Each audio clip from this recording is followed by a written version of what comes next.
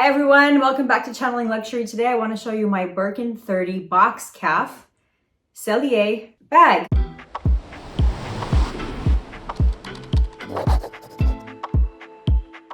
So I'm not into the whole unboxing thing. It takes too long and nobody wants to watch it, in my opinion. Just slow. My daughter's like, why is everything off when you're gonna unbox it? Because it's already out of the box. So anyway, without further ado, this is my new boy. And let me take this off so you can see it. Here he is. Okay, so first of all, it's obviously black, box calf with Palladium Hardware. It's a 30 size, bigger than my normal. So here's a 25, so you can compare. So for those that say, well, 30 is really not that much bigger. It is a lot bigger. I know it's just 5 centimeters, but look, it dwarfs this bag. This bag looks, I mean, it makes it look really tiny. You can see on me, I'm 5'4", 120. Let me show you how this looks. Okay, it's pretty overwhelming. It's a big bag. To me, this is a big bag.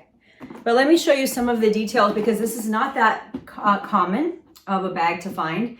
What's least common, perhaps, not only the construction of it in terms of the materials that they use, but because it's a Sellier, it holds its shape, as you can see. So this is not a Rich-1A. So you can see that it's squishy, right? And this is Togo, so it's squishy. It's the sides come in a bit. It's very easy. It's relaxed. When you want to open it, you just flip it open. It's simple.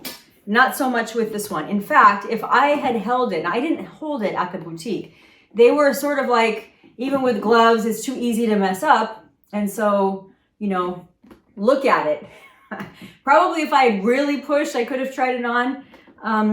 But I don't know about any of you, but I feel a lot of pressure that if they offer me a quota bag, I kind of have to take it. Unless it's way out there. If I'm like, I'm looking for black, and I want a 25, and they say, well, here's close to it. I almost feel like I don't really have any choice. I know it sounds dumb, and that's not true. And many people decline quota bags all the time. So that's a mindset that I have to change. But here is, and I'm not sure what I would have done, actually. There's another surprise about this bag I think many of you will be shocked about, because I posted this on a Facebook forum. And folks wrote to me and said, oh my God, like I have that bag and can you believe? So I'll share with you what that is also, but just standard Palladium hardware, box calf leather.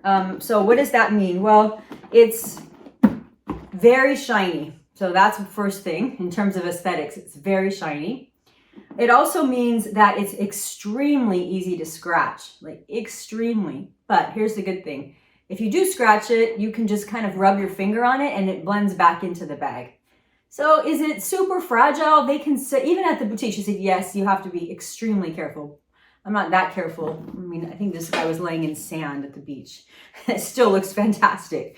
So I'm not that careful, but with this one, I don't want to be thinking like, oh, you know, I can't set it down at the restaurant, something might happen to it. So as much as I love it, I do have a few regrets actually. And that's not how we want to feel after we get a really beautiful quota bag. And the regrets I have are the shape of it. So I know many people want this. You want the bag to look structured always. This is going to look structured for the next 40 years.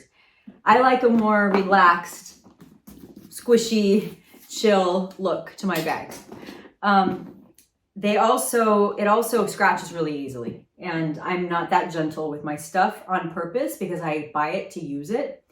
And then the other thing, and this is what I think many of you are going to be like, oh my God, about the price. So I figured if a standard B30 is about 10,000 US, maybe it's going to be 11.